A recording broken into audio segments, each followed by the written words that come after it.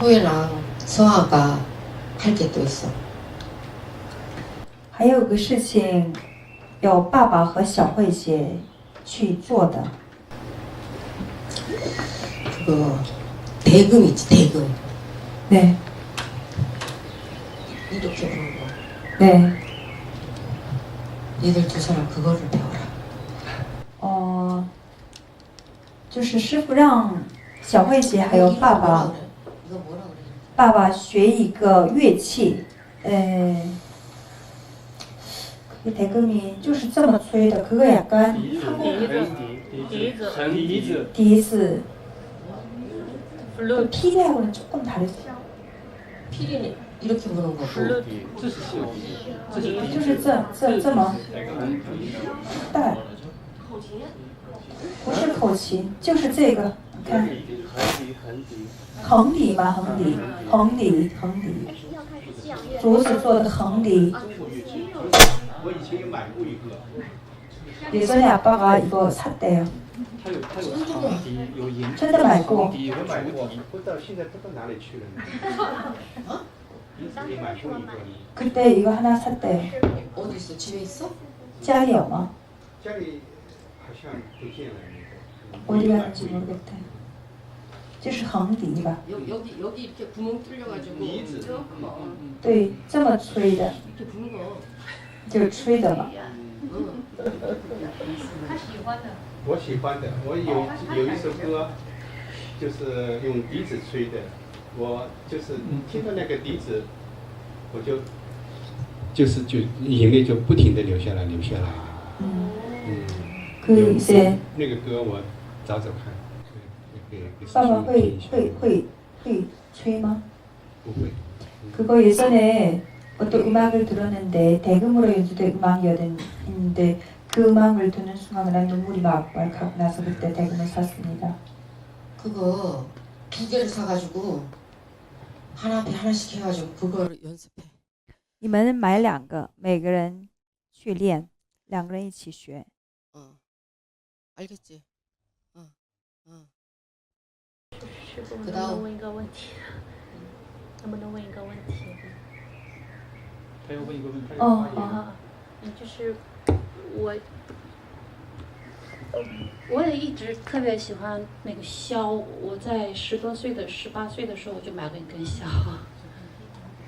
네. 저도 이제 그 악기를 이건 앞으로 부른 PD를 좋아서 18살 때 샀던 적이 있습니다. 네. PD. PD.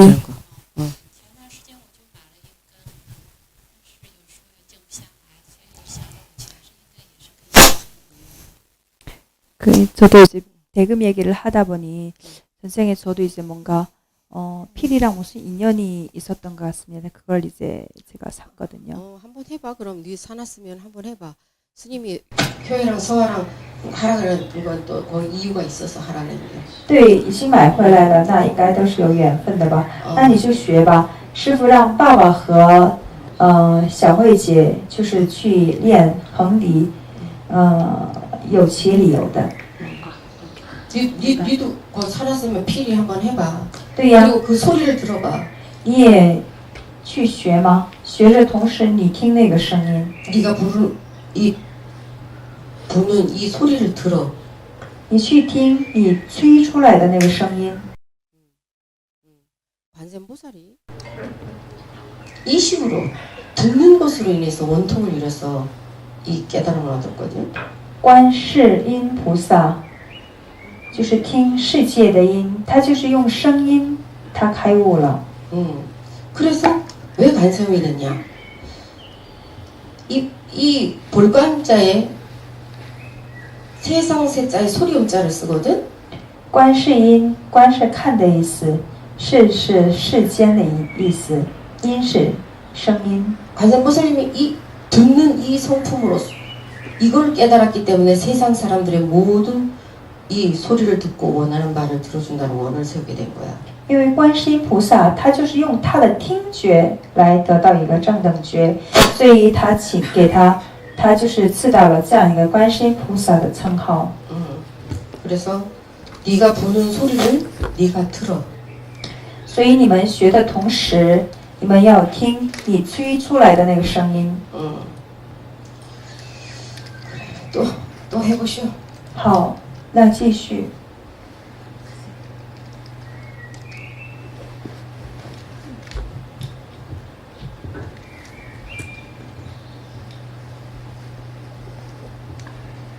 给师傅三瓶礼。 선생님께 300을 읽겠습니다.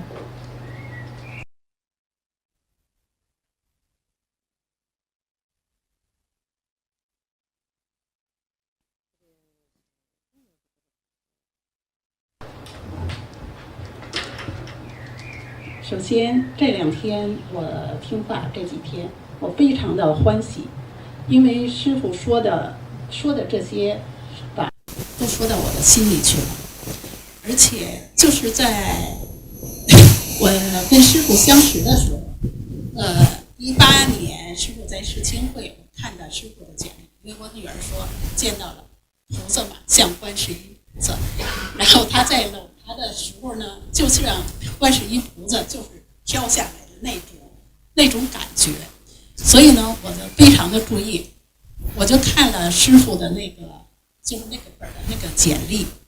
然后我看到师傅那上写的，就是师傅的讲话，就是你们说度众生，要把众生度到哪儿去？后来我一想，哎，这个师傅怎么跟别的师傅不一样？这师傅怎么净说大实话呀？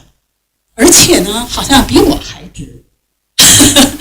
后来我就非常的感兴趣。在19年，我跟师傅相识，当时就是相识的时候呢。我感觉就是家人，我没有什么好像什么高僧大德的感觉。哎，我说这个师傅，我就是好像就是以前很久没有见的家人，我一直是这样。所以我对师傅没有什么特大的距离，就像说话什么也都是非常随便的。就是我对师傅这个就是这几天的开示，我全都是明白，一直是在我心里都是想的，而且我想说什么来着？就是我一直就是没有问过师傅，从认识师傅以来没有一直问过师傅我是谁，我以前是修的是什么，而且呢也没有说的让师傅就说的启示就开示什么，就没有什么问题。我去过韩国2次，但是师傅问我，就是你要想知道什么，我都是说，好像没有什么想知道的，我不想知道什么，因为在师傅身边，我的心情是非常的清静，还有愉快的。当时那种愉快的心呢，我心里非常高兴的呢。你要让我想知道什么，我不想知道什么，我就保持我这个心情非常的好的。在去年那个济州岛法会，其实呢，师傅讲的法，我心里我都是明白的，都是知道，但是呢，我也想，很多人也不明白，我也是替大家就是请个法吧。我讲。我是请的是，好像我怎么做才能找到自己的自信。后来呢，师父就给我开示，就是让我做，就是修无我，而且做观世音菩萨，要做大众的母亲。所以，因为我知道我要做大众的母亲，就像师父一样，就像师父一样，就是。观世音菩萨，什么是菩萨？大家知道菩萨的名称是很伟大，是很高尚，就是那种，但是呢，菩萨那种心酸，那种背后的那种情节，大家是不知道的。因为我在这些这些年以来，我所的经历，还有很多的这些事情吧，我知道对，作为一个母亲，比如说。做大众的母亲，就是做家里的母亲，我觉得好像做母亲都知道，都非常的难的。后来我就跟师傅说，我这个压力很大，因为我做不到。我看了就说很多人就像师傅讲的似的，因为我都是随着感觉走，就是我都是感觉非常的敏感的人，谁心里想什么，谁怎么做，谁是什么样子，我全都我一扫我就知道。但是呢，我不像那个菩萨似的有平等心，我是嗔恨心，因为这种心就是一看他这样，还说的表面是修行人，我感觉好像给这修行人一个侮辱，所以呢，我就没有把这个。后来呢，我从济州岛回来呢，我就想，我怎么做众生的母亲呢？我怎么像菩萨一样呢？我怎么还能这个压力，这个包袱是非常大的。我带着这个沉重的包袱，我就回到了德国。我一直在想不通，想不明白。我一直因为我修行，就是我从来也不，就是我也念经，但是呢，不像是别人念经那么勤奋。我也打坐，但是打坐偶尔的打，好像保住身体吧，就是身体健康一些吧，也没什么真正的打坐。但是呢，我修的是心，我也没有跟师父讲过我修什么。但是呢，我就是老是观察自己的心。平常我也不像人家就说的表示自己怎么修，还有我自己是怎么做，读什么经，我也不学什么磕什么10万个大头，我也没跟师父讲过我学什么大圆满，我什么都没有学过。然后我就是自己就观察自己的心，都是自问自答，自消化。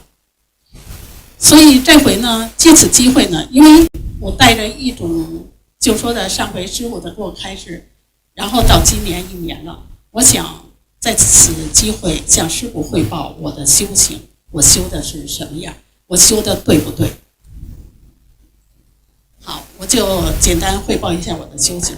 自从我从那个济州岛回来以后，然后呢，我带着沉重的包袱回来的。说实在的，我心里是堵了一块大石头、大包袱，然后这堵着一直在堵着好像很长的时间。我老是想，我怎么去做，我怎么做也不行，因为大家都是众生的心嘛，众生心你给他讲什么，他不明白。就像我们家梅讲的是，你说你要是恭维他，就是夸他2句，让他有那个自信心吧，他认为是，哎呀，我做得很好，我做的是那什么，师傅都夸我了，我要这么做。其实他不知道师傅在鼓励他，让他自己自强起来。所以呢，我就说我怎么说也不行。平常我说话就是老带着家长的那种口气去说话，我这个习气也改不了，我也是尽量再改吧。后来直到有一天，我想着，我真是想累了。然后呢，有一天我突然呢看那个我手机上一个朋友圈，发一个就是你的虚空有多大。这个就是一个漫画，这个漫画里头讲的是人道、天道，还有那个畜生道。后来那个也是一个在家的修行人，他就是画的那个漫画嘛。我就看了，我觉得这个漫画就是启发了我。他讲的是，他不说人道、畜生道，他就说咱们生活在人道。人道有各种各样的人，他的心也各种各样的心。但是你在那什么，你能包容他吗？就是你对骂你的人，或者是诽谤你的人，或者是各种各样的人，你能包容他吗？你的虚空有多大？你能包容那个就是畜生道的那个动物，他是怎么去做？你能够心里装着那个动物吗？我心里说我是做不到的。我是那什么，突然一下我就明白了啊！我说原来我那么自私，我以前没有看到我的自私，因为我想，哎呀，我还跟师傅说呢，我说的我也不贪什么，我也不比什么，好像我对吃也不贪，对那个荣誉名声我也不贪。那我觉得我好像没什么。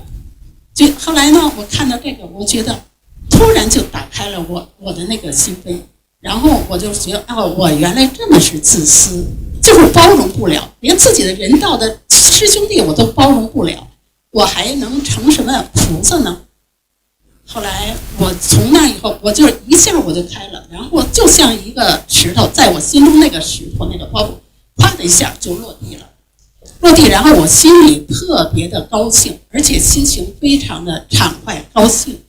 他这个就是这种说不出来，就像好像禅悦的那种喜悦吧，就是非常的喜悦。我的心就是哭了一下，就是哭了一下就没有了。然后呢，那个石头也落地了。后来我一直就是保持着这种状况，然后我的念头呢也是慢慢的也少了。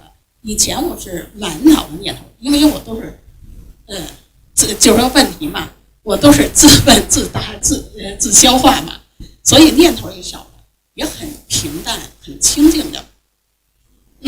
后来我就说我以前我都是看大家，我说的看人家的心，后来我就没有关到自己的心，我是关错了，我都是老是关心，关的都是别人怎么样，别人怎么那什么，然后呢，我的心我没关。我的关了自己心那么自私，我都不知道，那么就是我执，我也不知道。后来我就改成了方法，我就是关心，后来我修行，我就关自己的心了。好长一段时间我很清静，就是这个喜悦呢，我跟那个读书会好像分享过，因为我压不住我的喜悦，不管人家怎么想啊，怎么看吧，但是呢，我还是分享了我这个喜悦。后来我在关自己的心的时候，就是这个状况停留了好长一段时间。然后呢，我就是有时候就是在那个好长时间一段时间，好像没有什么刺激，就是很平常的，就是那个生活什么都很平常。后来呢，我就想这样不行，我得到处找刺激去，看我的心修的有多么就说有多大。然后我专找我不喜欢的，还有那个我讨厌的人，我去跟他，我真是那时候在想，就是我见到每个人，那时候心都是特别的清，就是干净嘛，特别的，就是说那种爱，就是对大家的爱，自然而然的就产生了，而不是说的我怎么去修行，自然而然的这是。就像师父讲的，我就感恩很多的，就是在这个就像一场戏。很多的这些角色呀，都是在那什么，在成就我，就是看清我自己，好像就跟师父讲的那个拼图，缺一块也不行。我感恩所有，感恩就是各个师兄，各个给我就是说的设立的障碍也好，还是辱骂我的也好，我都是非常感恩他们。我见着谁就跟爸爸似的，都是想拥抱他们。后来我没地儿拥抱，因为咱们师兄都住得远，我没地儿抱去了，我就跑一个道场，我去抱我不喜欢的人。真是，我就觉得好像，真是那时候的心就是打开，我见着谁都是菩萨。这段时间持续了很久，从那以后我就开始关自己的心，自己的心呢，我就是遇到什么事情，别人说一句什么，或者别人那时候我说的我是生气了，我还是高兴了，我为什么生气？这个气从哪儿来？我高兴了，这个高兴从哪儿来？人家要骂我，我没反应，我为什么没反应？我是瞧不起人呀，还是我真心的？我是这个心呢，就是好像如如不动了，我都是在关的。后来有一天我关着，我突然我好累呀！我说我这绞尽脑汁，我关什么心呀？我说修容我，连我都没了，我还要什么心呢？这个心是谁？我关的是哪个心？我突然一下。我就是好像就是有一个怎么说呢？突然一下就是我谁也不关了，爱谁，什么他心我心你心的，我全都是不要了。我连我都没了，我还要什么心？后来我就是没有这个想法，我就是什么都不管了，随他去。就那一刹那，然后就是好像我就看到如如不动的我，就是我离着这个距离也就是那么远，隔着很近的，但是我想就是合二为一，这个如如不动的我，就是我当然那个心呢，就是怎么想的呢？我要跟他合二为一，因为我这个身体跟他是一样的，然后我就往前迈步，但是我过不去，我不知道我为什么过不去，好像有什么沉重的东西，就是好像。像是放不下的东西。我不知道是怎么去过去，然后是直到现在，就是还是这样。慢慢的，就这段时间呢，就是反复的呢，我就是很平常嘛，又回来了。我的习气呢也回来了，但是别人说我的时候或者怎么，我是生气了，但是我知道我生气，我生气了，我就说，哎呀，不能生气，我不能得病，因为我的这个身体也不好，我要生气了呢，我这个身体呢，我的细胞也生气，所以呢，我不能生气，我要平静下来，就是有这种就是的觉知吧，然后而且呢，我就不知道。我以前是修什么，但是每次师父讲《金刚经》，还有去年，就是我在观的时候，这个《金刚经》这种东西都是我自问自答嘛，有什么问题我都想了很久很久，但是呢，就是《金刚经》的那个经文，它老出现这个我的眼前，就是一句话，然后呢，就给我的想的问题就解决了。我就不清楚。我说我过去可能是修的《金刚经》，就是去年法会上师父引导那个云飞吧，他叫，然后呢就是说引导他，就是他看的那个《金刚经》。当我听到《金刚经》，我那个脸是抽搐的，好像那个光就是照在我，就是射在我的眼睛里，就是那个脸那个肌肉就抽出去。而且那天师父又提到《金刚经》。《金刚经》的经文，我还是特别的激动，就想，我也不知道为什么我后来我就突然想，我可能是修《金刚经》的。好，我就先说到这里吧。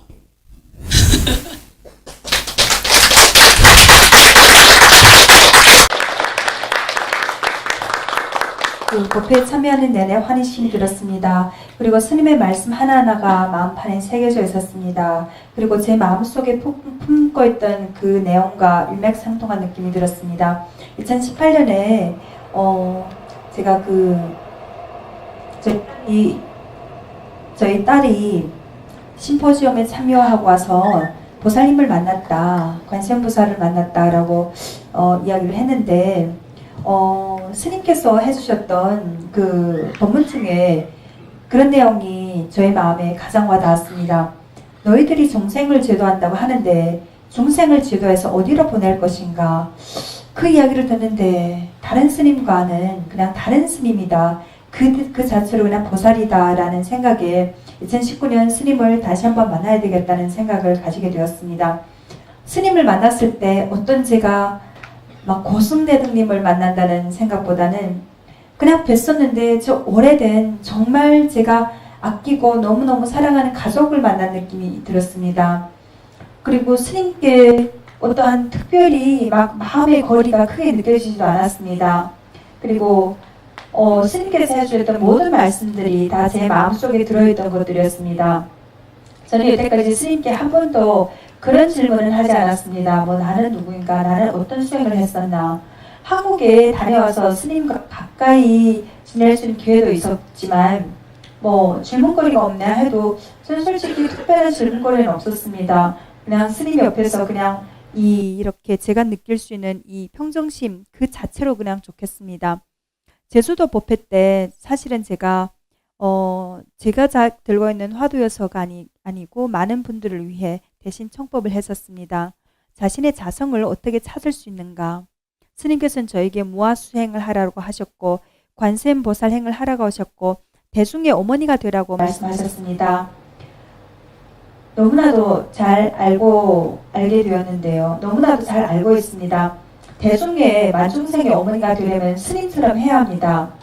보살이란 호칭에 대해서 사람들은 다 위대하다, 참 대단하다 이렇게만 생각하지만 그 보살이 겪어야 하는 어려움, 그 고통 아는 사람이 아무도 없습니다. 우리가 집에서 엄마의 역할을 하는 것조차도 사실은 어렵습니다. 그런데 만중생의 어머니가 되는 것은 감히 이것은 입으로 될 수도 없는 이야기입니다. 그때부터 어떤 마음에 큰 짐이 생겼습니다. 제가 사실은 예전부터도 굉장히 예민한 사람입니다. 그래서 사람들이 마음이 다 보이거든요. 스캔이 다 됩니다. 하지만 그런 스캔이 다 되지만 아까 스님께서 해주셨던 본문 내용처럼 평등심으로 제가 모두를 대할 수 있는 그 그릇이 안 됐습니다. 특히는 이제 수행자라고 하는 사람들이 말로는 수행자, 겉으로는 수행자의 모습을 하고 있으면서도 속으로는 다른 것을 쫓아가는 그 사람들의 마음이 보일 때, 그럴 때 그분들을 대하는 제 마음은 평등심으로 대할 수가 없었습니다. 제주도에서 돌아온 후 참 마음의 부담감이 너무 컸습니다. 중생의 어머니가 되는 길이 상상도 할 수 없는 길입니다. 그것은. 그리고 저는 또 평소에 경전을 자주 읽거나 명상을 자주 하거나 하는 사람도 아닙니다. 그냥 명상을 하고 싶으면은 건강을 그냥 이제 지키는 차원에서 어느 정도 하는 정도입니다. 하지만 제주도에서 우선 돌아와서 무아의 수행을 하기 위하여 이 마음의 수행을 하려고 결심했습니다. 제 마음을 관찰하는 수행을 했습니다. 저는 다른 분들처럼 10만 벌 절을 하는 수행 등등 이런 것을 한 적이 없습니다. 그리고 어떤 일에 부딪혔을 때 제가 저 스스로에게 묻고 스스로에게 답하는 그런 시간으로 그렇게 이제 여태까지 해왔는데요. 1년이 다 지난 시점에서 제주도 법회 이후 그동안 제 마음 수행 보고를 드리겠습니다. 마음을 관찰하는 수행을 했습니다. 그러면서도 또 그러한 어떤 불평등심이 일어나기도 했습니다. 사실은 아까 저희 딸이 스님께 스님의 눈물의 의미를 알겠다고 했을 때 했던 그 나눔처럼 사실은 그 제사를 일깨우기 위하여 경려를 하면은 또 스님의 인정을 받았다. 나는 스님의 인정을 받았는데 왜 나에게 뭐라고 하나 하는 그런 제사도 있을 것이고 또한 스님께서 그렇게 경려를 해줬지만 그래도 나는 부족하다고 하는 제사도 있는 것이고 사실은 이런 또 여러 모습을 보면서 사실은 또 제가 갖고 온 안 좋은 습 중에 하나죠. 말을 아무리 부드럽게 하려고 해도 저는 이제 말투가 강하게 나옵니다. 그래서 그분들의 어떤 미혼을 깨우쳐 주려고 한마디를 하려고 해도 사실은 강한 말투 때문에 사실은 오해를 많이 받습니다. 그러다가 제가 어느 날 갑자기 어떤 글을 하나 보게 되었습니다. 인도, 천도, 축생도 그 만화로 설명된 그림이었는데요. 그 만화를 보는데 저에게 커다란 마음의 울림이 있었습니다. 우리 모두는 사람의 마음조차도 다 다릅니다. 나를 비방하는 사람도 있을 것이고 또 제가 그럴 때 나를 비방하는 모든 사람들 인도의 사람들도 내가 평등하게 대할 수가 없는데 축생도에 있는 그 모든 동물까지 내가 다 아우를 수 있는 마음의 그릇이 되나 다시 한번 제 자신을 반조해 보게 되었습니다. 이들을 다 내 마음속에 담을 수 있을까? 그때 처음으로 아주 처절하게 깨달았습니다. 내가 이렇게까지 이기적인 사람이었구나. 그리고 저는 솔직히 여태까지 어떤 것에 탐하는 것이 없다고 생각했습니다. 특별히 재산에 대한 탐도 없고 어떤 정에 대한 탐도 없고 누구로부터 뭐도 구하려고 하는 탐도 없고 아무런 구하는 바가 없었다고 생각했는데 그냥 그 만화를 보는 순간 갑자기 그냥 마음이 열렸습니다. 그리고 그대로 그냥 제가 들고 있던 이기심이 그대로 그냥 확연하게 보였습니다. 그 이기심을 쳐다보는데 만중생의 어머니가 돼야지 하고 제가 이렇게 들고 있던 그냥 이 마음의 돌이 그냥 쿵 내려앉는 느낌이 들었습니다. 그리고 말로 표현할 수 없는 어떤 희열감이 들었습니다. 선종의 선을 따서 선열이라고 표현할 수도 있을 것 같고요. 희열이었습니다. 그리고 그 순간 이게 그냥 불교에서 이야기하는 공이구나. 마음이 그냥 공으로 돌아가면서 마음속에는 돌덩어리가 내려앉게 되었습니다. 그리고 생각도 적어졌습니다. 저는 사실 생각이 많은 사람입니다. 또 사람들의 마음이 다 보이다 보니 이게 저한테는 사실은 괴로운 일이었습니다. 그런데 그 순간 느꼈습니다. 내가 여태까지 다른 사람의 마음만 봤지 오로지 내 온몸의 집중력을 내 마음을 보기 위한 그런 집중을 했었나. 그리고 제 이기심도 아직도 이렇게까지 강하다는 것을 여태까지 사실은 이렇게 처절하게 느끼지 못했습니다. 그래서 그 뒤로부터 더 이제는 남의 마음을 보는 수행보다는 내 마음을 관하는 수행을 해야겠다. 그것이 내가 해야 하는 수행이겠다라는 생각으로 행해왔습니다. 마음이 너무너무 평온했습니다. 그리고 그 뒤로부터는 한동안 그런 이제 마음이 열리니 너무 오랜 시간 동안 마음에 이 평온이 찾아왔습니다. 누가 건드려지는 사람도 없었고요. 걸려 넘어지는 마음도 없었습니다. 그러다 보니 이게 내가 수행의 경계가 어떻게 됐냐. 이게 긁어오는 사람이 있어야 되는데 그래서 제가 일부러 찾아 나섰습니다. 가장 싫어하는 사람들께 연락을 했고요. 제가 사실은 좀 불편하다고 느껴졌던 사람들을 일부러 찾아서 이 마음을 테스트해보고 싶었습니다. 그런데 그들을 만났는데 그냥 이제 뭐라고 형용할 수 없을 그냥 감사한 마음 그 자체가 들었습니다. 그 모든 이들이 역할이 다 다르구나. 그러면서 내가 분별심을 갖고 봤던 그 모든 사람들, 그 모든 사형들 그냥 감사한 그 마음뿐이었습니다. 그리고 제 눈에는 정말 그들의 보살의 그 모습 그대로 보였습니다. 그러면서 사실은 기쁘다고 하는 이 마음은 어디에서 왔을까? 싫어하는 이 마음은 또 어디에서 왔을까? 정말 제 마음에만 집중을 했습니다. 그리고 그렇게 하다 보니 나도 없는데 무아인데 나라고 하는 이것도 없는데 무슨 관할 마음조차도 있을까라는 생각도 들었습니다. 그 순간 정말 그 요요부동한 제 자신을 만났던 것 같습니다. 요요부동한 그 제 자신이 존재하였고 진짜 봤습니다. 하지만 하나의 장애가 있었습니다. 요요부동한 내가 그 자리에 있는데 더 가까이 내가 이를 만나러 가고 싶은데 뭔가 내가 들고 있는 뭐가 있었구나. 놓지 못하는 무엇이 있기 때문에 그것을 만났음에도 불구하고 가까이 가지 못하는 제가 있었습니다. 그리고 그 뒤에도 사실은 습을 한 번에 끊기가 쉽지는 않았습니다. 화를 내는 제 자신을 발견하게 됩니다. 그렇지만 바로 알아차림을 하게 됩니다. 내가 지금 화를 내고 있구나. 그리고 또 제 스스로에게 늘 그런 되뇌임을 합니다. 화를 내서는 안 됩니다. 왜냐하면 제가 몸이 그렇게 좋지 않기 때문에 내가 화를 내는 것은 곧 내 몸속에 있는 세포들이 같이 화를 내는 것이기 때문에 화를 잘 다스리자 그렇게 늘 자신을 채찍질하면서 왔습니다.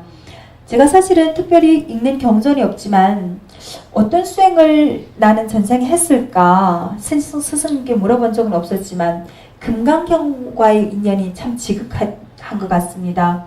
제가 왜냐하면은 늘 저에게 묻고 저에게 답하는 것들이 제가 삶에 있어서 해답을 찾지 못하는 것들이 해답을 찾지 못했을 때는 그냥 갑자기 금강경의 한 구절이 떠오릅니다. 그러면 그것이 그때 금강경이 저에게 준 계시였고 제가 찾아 행해야 했던 그런 어떠한 답이었습니다. 지난해 함께 우리가 이제 명상을 하면서 운비사형이 어떤 도서관에 들어가서 이제 갖고 나왔던 그 경전이 금강경이다. 그 이야기를 듣는데 금강경이란 세 글자만 들어도 엄청나게 환희심으로 제가 차 있었습니다. 금강경이란 말만 들어도 이렇게 희열을 느끼는데 제가 아마 금강경과 지극한 인연이 있었고 금강경을 수시 독송하여 어떠한 제 수행을 완성했던 그런 적이 있지 않았을까 싶습니다. 그 부분도 알고 싶습니다.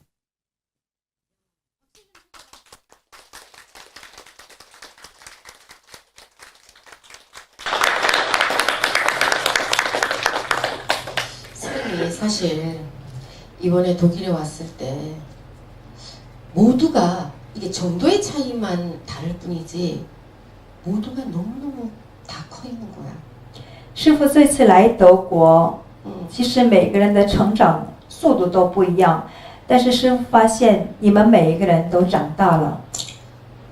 저하튼 저 말썽장이도 커 있고 就那个最不懂事的女儿佳彤，她也长大了。 다 커 있는 거야. 每个孩子们都长大了。 야, 얘들이 그래도 나름 정말 최선을 다해서 열심히 하고 있구나. 所以师父感到很欣慰，我看到你们的努力和成长， 눈에 보이게 달라졌어. 就是可以感受到你们的成长。 또 적각 또한 예전에 이 유럽의 독일의 마마로 이미 다 알고져 있었잖아, 그지? 那弟子细觉相信欧洲的佛弟子们都知道，她作为一个德国的佛弟子的妈妈， 음. 她做得非常好。 그때 어머니는 온데간데 없어졌어 지금. 就是那时候的那种一个妈妈， 那时候妈妈的形象和现在作为妈妈的形象的季节不是一个人。 정말로 수수하게 바뀌어져 있어. 现在变得非常非常殊胜。 금강경은 왜 너희들 모두가 사실은 금강경이 다른 경전 중에서도 제일 마음에 와닿을 수 있어. 师父的弟子们，你们读《金刚经》跟其他的佛弟子读《金刚经》都不一样，你们读着会读得很入心。 왜 그러냐면 因为 금강경은 이제 이 달마대사께서 석가모니 부처님의 정법 가사마루와 가지고 온 경이 능가경이야. 능가경. 就是达摩祖师来东土，他带着一个袈裟钵盂，还带了一部经来。那时候达摩祖师带来的经就是《楞伽经》。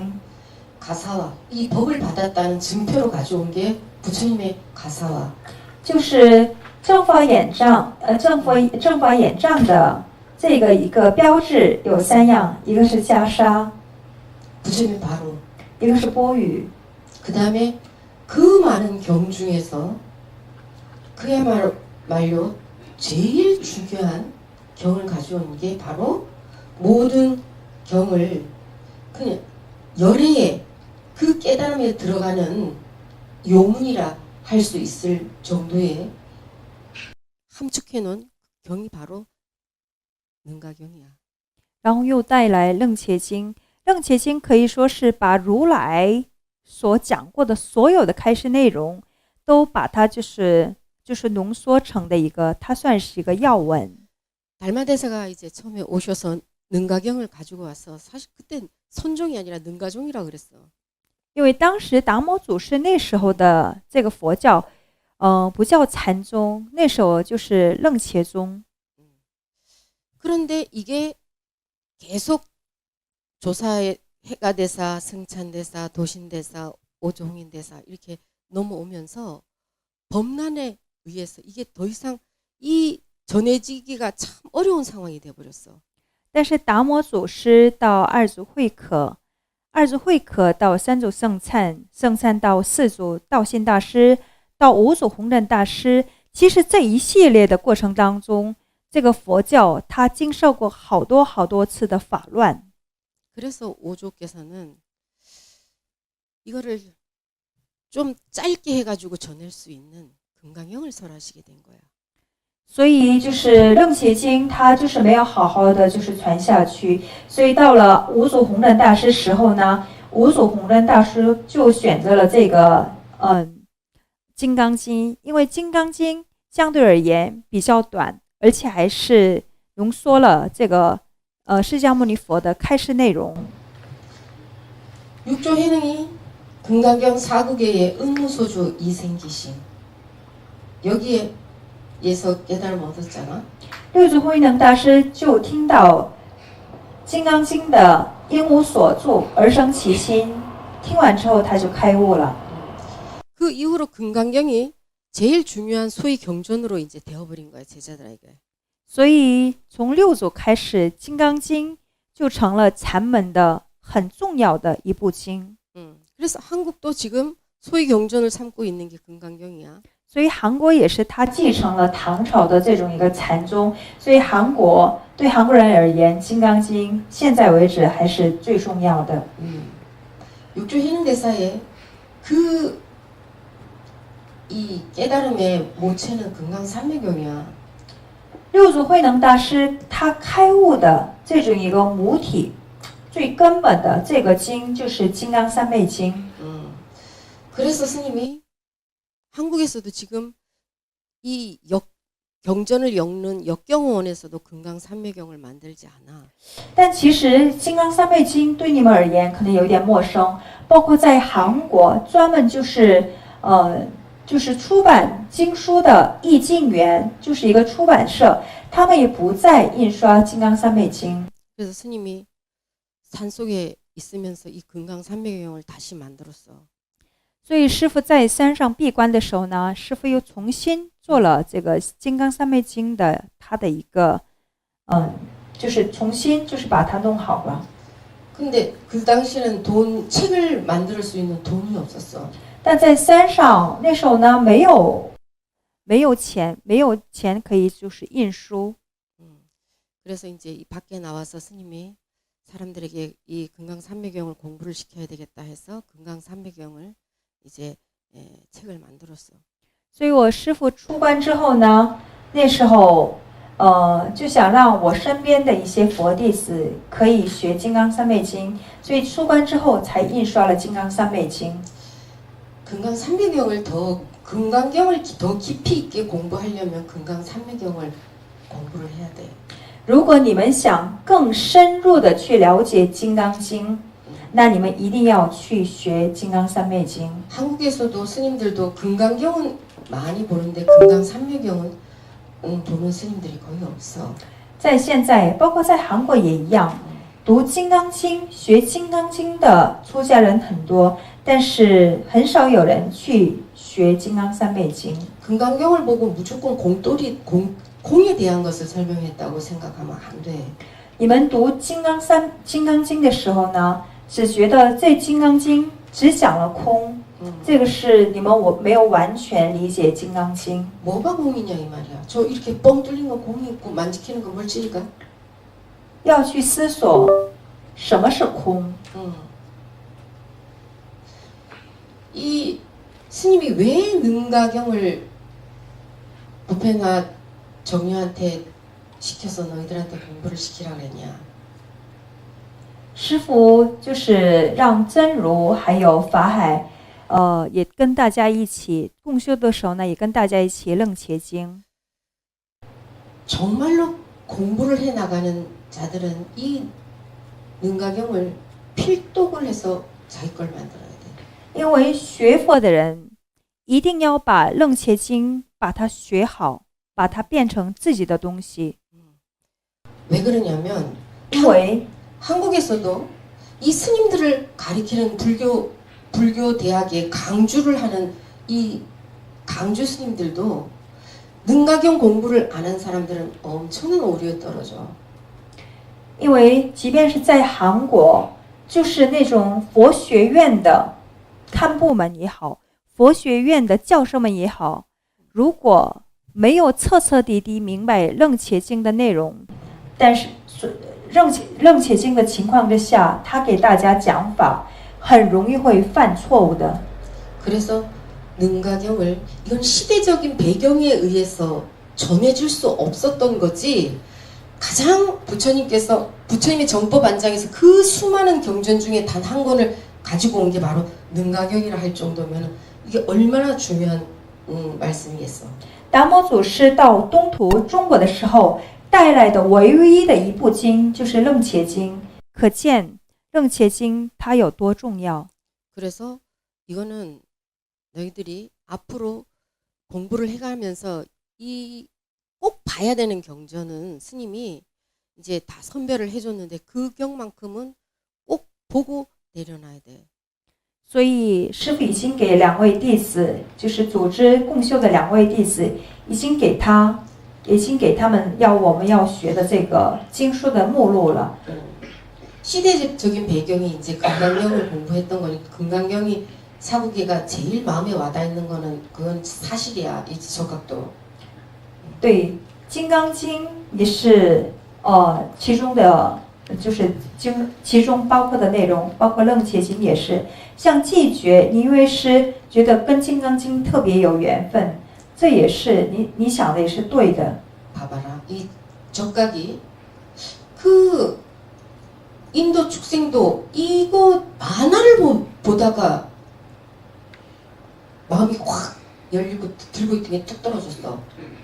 看看弟子寂觉，看到漫画讲到的人道、天道、畜生道的那个漫画，他的心底的这个谜就解开了。뭐 참선을 하다가도 아니고 也不是打坐， 내가 이게 항상 뭔가 깨어 있으려고 노력을 하다 보면 그냥 무심코 어떤 거 굳이 경전이 아닌 다른 것을 통해서라도 이게 화련이 열리게 되는 거야.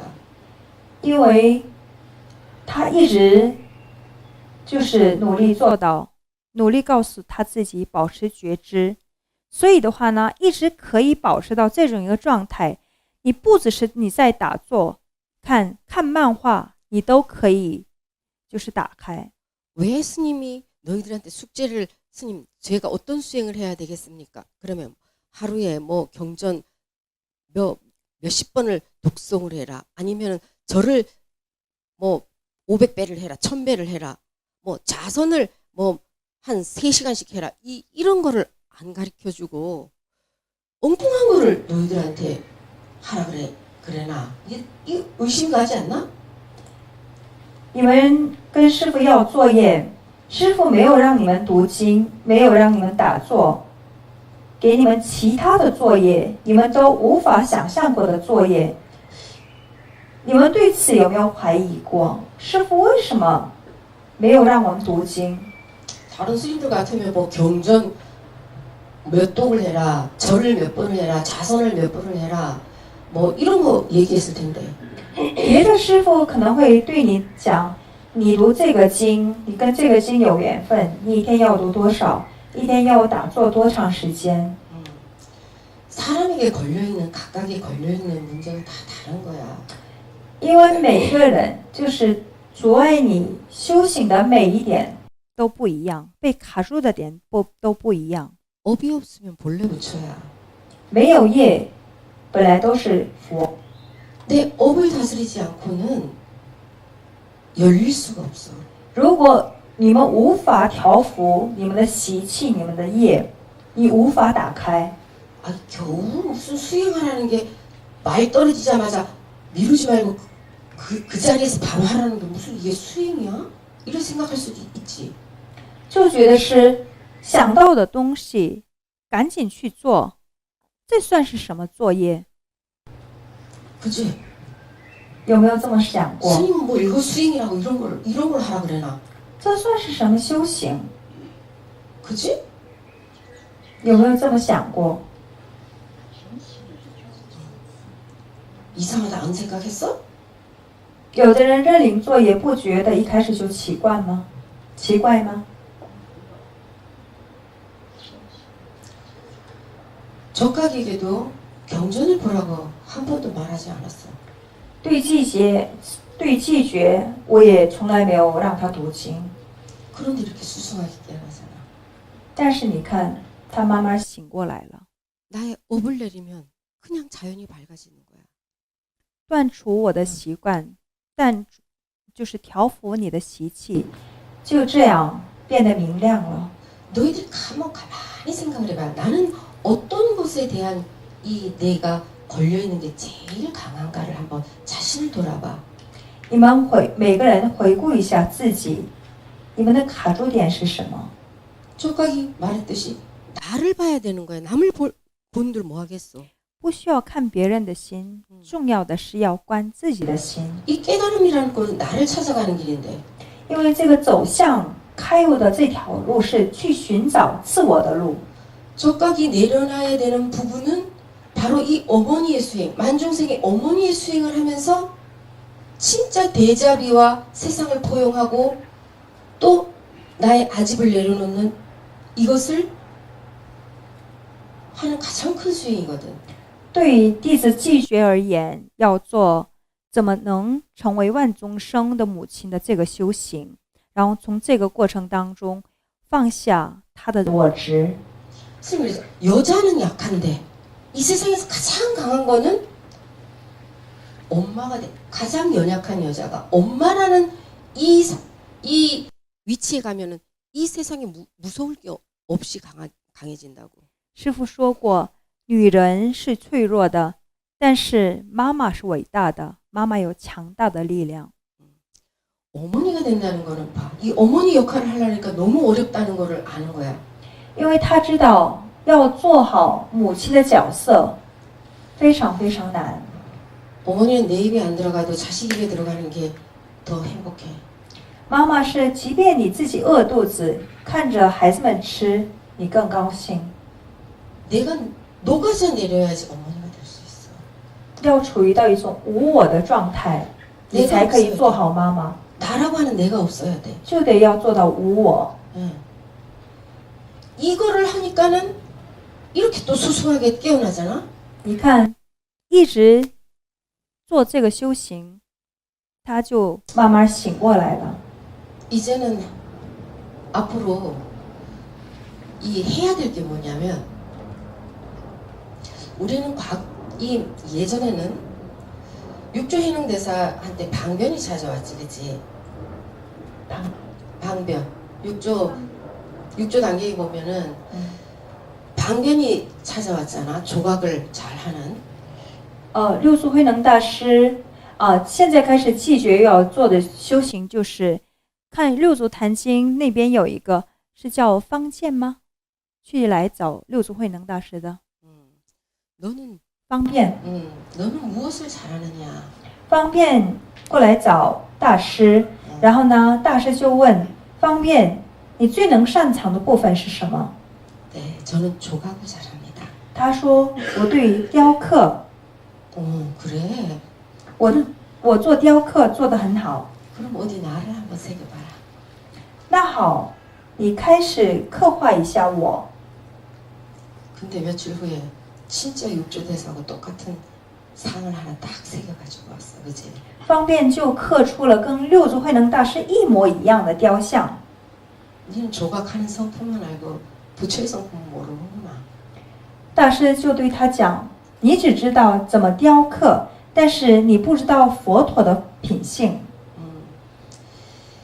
예스님들은 우리가 불화를 그리거나 부처님을 조성하는 조각하는 거를 다 스님들이 했어, 옛날에는. 以前、现在是在家人也做，但是以前就是雕刻也好，就是雕佛像也好，画佛画也好，也都是出家人做的。 지금은 일반 속인들이 거의 다 하거든. 但是一般现在在家人也都做。 옛 시절에는 스승이 얘를 보니까 얘는 참 그림을 잘 그리면서 스윙을 한 사람이야.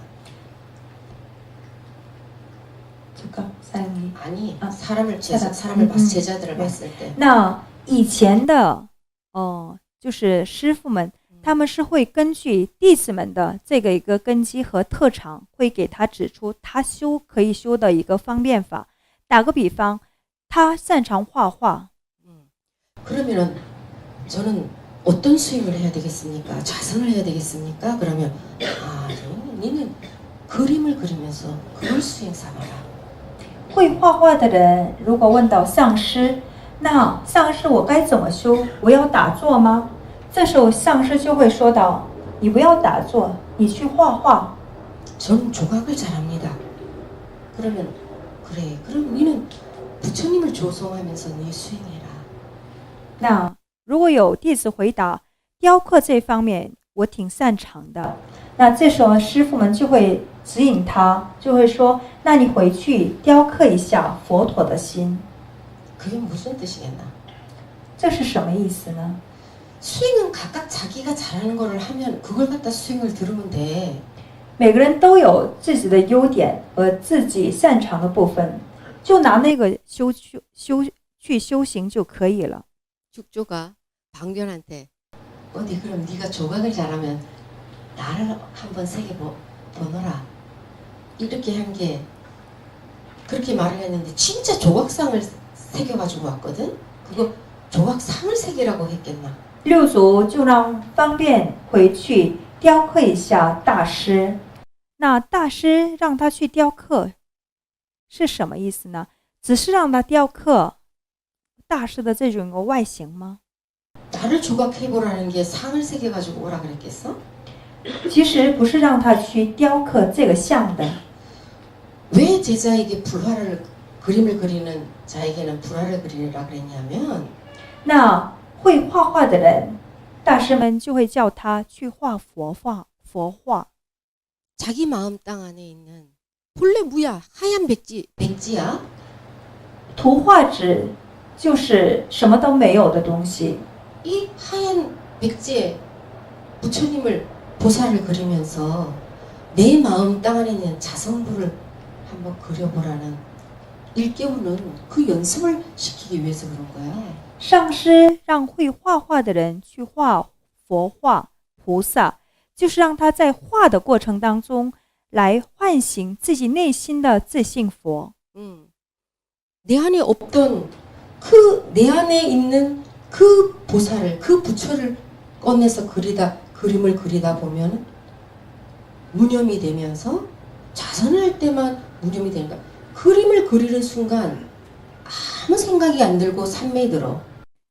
会画画的人，而且喜欢画画的人，他通过可以画画的过程当中，可以画出自己心中的自信佛。因为他喜欢画画，所以这个是最适合他的一个这种方便法。因为你画画的同时，你会处到一个无念的状态。 이 사람은 그림을 그리는 수행을 하라 그러는 게 제일 빨리 들어갈 수 있는 거야. 那对于这样会画画的人，叫他画画，他可以修得最好。 이 그림 수행을 했던 사람한테 니 참선해라. 그러면은 그건 안 해봤던 거라서 들어가기가 어려워. 一直就是会画画的人，让他去打坐，让他用打坐的方式修行，他很难进入到那种状态。 세 명 노래하잖아. 市民他唱歌， 그걸로 수행을 삼으면 돼. 他可以把这个唱歌当做他的修行。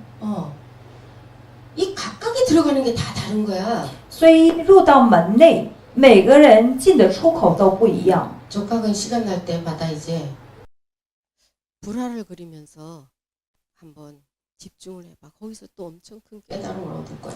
接下来弟子继续，你开始画佛画，你从中你会收益匪浅的。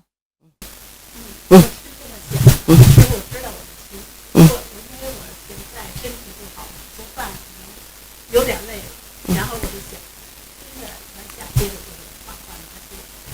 선생님 제 마음을 아시네요. 안 그래도 제가 조금 몸이 안 좋다 보니까 이제 밥해서 퍼먹이고 이거는 조금 한계를 느낄 때가 있습니다. 그래서 안 그래도 앉아서 고역의 그림을 그려봐야 되겠다 생각을 하던 참이었습니다.